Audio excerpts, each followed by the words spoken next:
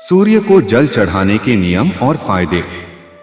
उगते सूर्य को जल क्यों चढ़ाते हैं? उगते हुए सूर्य को जल देने की परंपरा सदियों से चली आ रही है। बहुत से लोग आज भी इसका पालन करते हैं। इसके पीछे धार्मिक मान्यता ही नहीं बल्कि वैज्ञानिक आधार भी है। धार्मिक दृष्टि से बात करें तो बिना सूर्य को जल अर्पित किए भोजन करना महापाप है। इस बात का उल्लेख स्कंद पुराण में मिलता है। स्कंद पुराण में इस बात का उल्लेख संभवतः इसलिए किया गया है क्योंकि सूर्य और चंद्र प्रत्यक्ष देवता हैं। इनकी किरणों से प्रकृति में संतुलन बना रहता है। इन्हीं के कारण अनाज और फल फूल उत्पन्न होते हैं।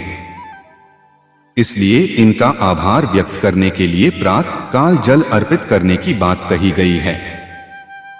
धार्मिक कारण की अपेक्षा उगते सूर्य को जल देने के पीछे वैज्ञानिक कारण अधिक प्रभावी है।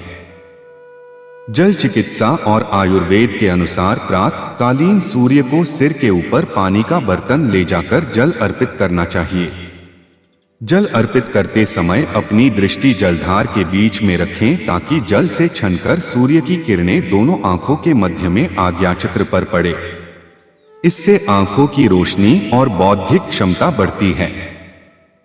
जल से छनकर सूर्य की किरणें जब शरीर पर पड़ती हैं तो शरीर में ऊर्जा का संचार होता है। शरीर में रोग से लड़ने की शक्ति बढ़ती है। साथ ही आसपास सकारात्मक ऊर्जा का संचार होता है जो जीवन में आगे बढ़ने की प्रेरणा देती है। आधुनिक विज्ञान जब हम सूर्य को जल चढ़ाते हैं और पानी की धारा के बीच उगते सूरज को देखते हैं तो नेत्र ज्योति बढ़ती है। पानी के बीच से होकर आने वाली सूर्य की किरणों जब शरीर पर पड़ती हैं तो इसकी किरणों के रंगों का भी हमारे शरीर पर प्रभाव पड़ता है, जिससे विटामिन डी जैसे कई गुण भी मौजूद होते हैं। इसलिए कहा गया है कि जो उगते सूर्य को जल चढ़ाता है उसमें सूर्य जैसा तेज आता है। अतः जल अर्पित करते समय साधक का मुख पूर्व दिशा में होना चाहिए। सूर्य देव को जल देते समय सूर्याय नम मंत्र का जाप करें। ज्योतिषियों की माने तो जल में रोली लाल चंदन और लाल फूल डालकर जल अर्पित करना चाहिए। ज्योतिष शास्त्र में कहा जाता है कि कुंडली में सूर्य कमजोर स्थिति में होने पर उगते सूर्य को जल देना चाहिए। सूर्य के मजबूत होने से शरीर स्वस्थ और ऊर्जावान रहता है। इससे सफलता के रास्ते में आने वाली बाधाएं दूर होती हैं। सूर्य देव को जल चढ़ाने के लिए हमेशा तांबे के लोटे का ही इस्तेमाल करना चाहिए। इस बात का खास ध्यान रखें कि जल हमेशा सूर्योदय के दौरान ही चढ़ाएं, क्योंकि इस समय जल अर्पित करना काफी लाभदायक माना जाता है। सूर्य को आत्मा और पिता का कारक माना गया है। सूर्य को नियमित अर्घ्य देने से आत्मा शुद्ध रहती है।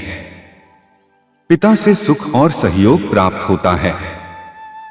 नौकरी में तरक्की और प्रभाव के लिए सूर्य देव को नियमित तौर पर जल अर्पित करना चाहिए।